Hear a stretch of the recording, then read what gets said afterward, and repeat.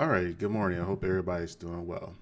So, I honestly think it's about time we have a honest conversation about Nicki Minaj, and not just Nicki Minaj in general, just about what it is to be a black America or a black person in America. And what I mean by that is that Nicki Minaj has a history of supporting things that's normally in a direct opposition of black Americans. And yet, she's the representative of black people. She spoke at a UN summit and she's also speaking at Turning Point USA. The only thing is, Nicki Minaj is not a US citizen. She's from Trinidad. And for somebody who is not a US citizen, who cannot vote in an election, but somehow has influence over black Americans and people in general, does not sit okay with me for her to be the representative. Now, a lot of people gave Nicki a lot of passes and excuses because they like her music. To me personally, I've never been a fan of Nicki. She has a few okay songs, but to me, if I'm being honest, she stole the majority of her style from Little Kim, and her raps are just her overemphasizing different words, and she got popular because of her BBL, and she doesn't look bad. If you look at Nicki before she became famous, she does nothing like how she does now, but that's for a lot of female singers. Money makes a change of all people. However, though, her most recent things that came on, it will have people thinking and questioning. And she made this video a while back. I'll play this real quick. Love me if they really knew me, though. You know, babe. What would? Why wouldn't they? What? They'll love you even more if they really knew you. You're a very kind-hearted, beautiful person inside and out. Oh. That's undeniable. But I don't want nobody. You're mine. I don't know if they would love me if they really knew me, though. You know. I don't know they will love me if they really knew her. And the more and more that she has been exposing herself, the less people are liking her. Right now, there's a very large divide in America between the left and the right. And right now, that divide is going in between the Barbs and Trump supporters. Now, Nicki has a history of being on the wrong side. And what I mean by that, she married Kenneth Petty. Okay. I remember when I first heard that she married Kenneth Petty, and because of his past, I unfortunately gave him a slight benefit of the doubt when I first heard about it, because I really didn't know who he was. I heard that he got accused of assault back in the day, and back in 1995, I want to say, he got accused of assault of another woman around the same age, and he did time for that. Okay, you can make a bad, horrible choice and then come out and make a much better choices in your life. Change your life all the way around. We wouldn't have Malcolm X if that wasn't the case. The downside is, though, whenever he got out, he didn't. He still came out doing the same shenanigans that he would have letting him in prison, or he still act like the same street dude, even though he's in his 40s. And the other interesting part about this is that you are who you marry to, because you become one. So if you're with an immature street guy, then that's who you are at your core, immature street woman. That's my opinion of it. I never believe in the thing about opposites attract. In your core, you're in the same, especially if you're married. The two become one. But, that wasn't enough for me. Then, on top of that, it was her defense of her brother. Now, let's be real here. I had to cut off family when I found out they did disgusting things that I would never agree with from anybody in any way, shape, or form, anywhere on this God-given earth. I guarantee you that. So I had to cut off some family, never talk or spoke to them again. If I had a brother or sister that was accused and convicted of what her brother did, they would not see a dime of my money for defense or anything. It doesn't make any sense. However, though, Nicki did. And the reason I'm bringing up a little bit of Nicki's past, how she's not a U.S. citizen, how she's from Trinidad, how she has a history of defending and siding with people who have done horrible, unspeakable things to women and underage people, it makes sense of her alignment right now, right? And truthfully, Nicki is what made me start listening to Tasha K, but maybe I'll do a whole different video on that. But let's go ahead and take a look at this right quick. You said king. Oops, wrong video. My bad, y'all. And you have amazing role models like the assassin J.D. Vance, our vice president. Now, here's the thing. Turning Point has turned into a monster after Charlie Kirk's passing away. So much so that it's more a political alliance. It turned from a podcast type deal to more of a political thing, to where politicians, presidents, vice presidents, etc., a lot of major influence in the country, unfortunately. So if Nicki Minaj is gonna be on that stage, and I can't give her the pass of her being nervous. She's a performer. She has been performing for what, 20 years now, I think, 15 to 20 years.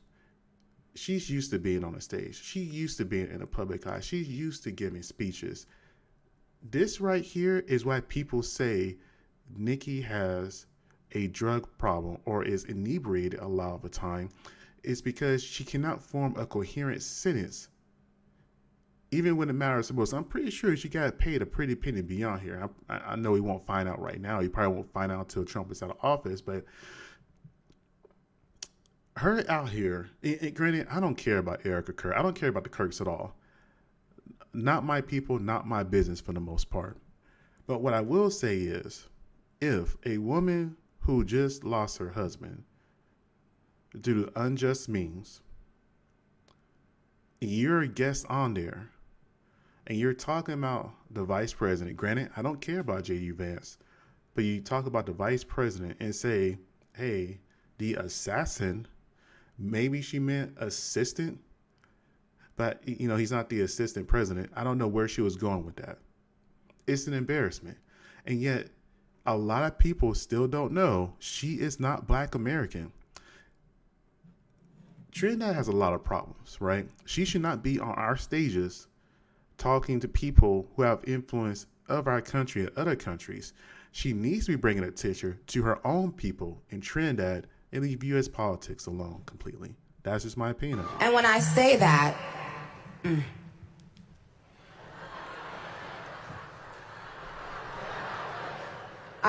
trust me, there's nothing new under the sun that I have not heard, so you're fine. And the fact that Erica Kirk is just kind of laughing this off is so weird to me. It's just disturbing. But to give her credit, she's more well media trained than a international superstar who has performed all around the world. How does that happen? Yes, we did. I love you. I love you. You have to laugh about it, truly. I have been called every single thing, and you know what? God is so good, you let it roll right off your back. I hate when people use God as an excuse for everything and they don't stand for nothing. But anyways, let's continue. Something that I've noticed recently is that for little girls, I think that no matter how you look. Now, with this right here, take a nice long look at the nice long Indian hair she has in her hair right now. Indian or Filipino hair. It's not hers, obviously.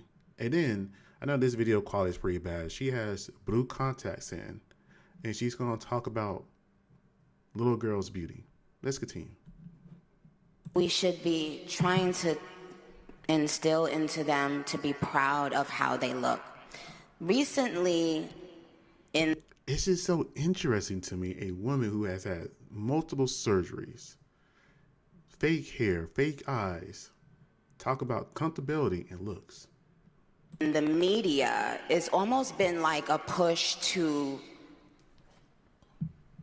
it's not just making young Black children feel proud of themselves, but it's almost like doing that and at the same time telling other children not to be proud of themselves.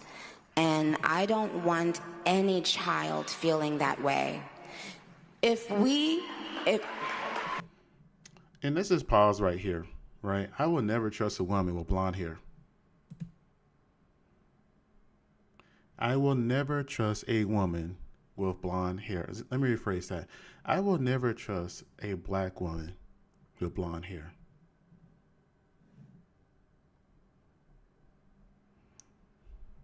I'm just saying. All this Barbie stuff, all these contact lenses. Nicki Minaj has been running towards whiteness her whole entire career, and people are just now picking it up. Let's go back to the video, though. If as black women we felt that we were not being represented and not being admired for our beauty, if we felt like that as black women, why would we want to do that to other women? Why is she a black woman representing herself more and more as a white woman? Why would we now need to make other people downplay their beauty? So where the hell is this white victimhood coming from? Like, JG Vance came out recently talking about, you know, you don't got to apologize for being white. And now she's talking about white girls and beauty standards. Like, where? What is going on? So the very second people are coming out because they're not lusting after white women or white men anymore, it's an issue. Man, get the hell out of here. that we can feel, no, that's not how it works. I don't need someone with blonde hair and blue eyes to downplay their beauty because I know my beauty. Do you understand? You remember how a minute ago I showed you all those pictures of Nicki Minaj, of her with blonde hair and the blue contact lens? She got blue contact lenses in right now. See, that's the beauty standard for her because she has a colonized brain. It doesn't bother me that a woman feels and says that she's beautiful. Why shouldn't she feel that? Why have we gotten to a point where certain colors or certain kinds of people have to be afraid of loving themselves and loving the way they look? Like, isn't that wild? Okay, I'm done with that.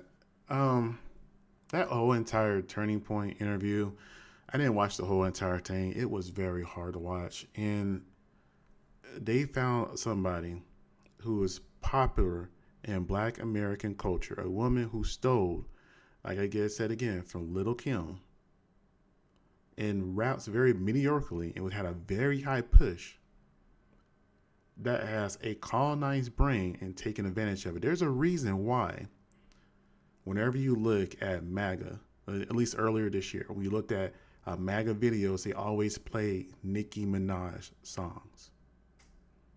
She was never shy about her support for Trump or for the other side. But people are just now surprised about it. I don't understand that. It's kind of like you don't pay attention to the people you look up to until it's directly impacts you and it hurts your feelings. Anyways, what's the old saying? You got to keep your head on a swivel. Pay attention. They tell you who you are all the time. You're just choosing not to listen because you idolize somebody that is not you. Like, comment, and subscribe. Love you guys. Have a great day.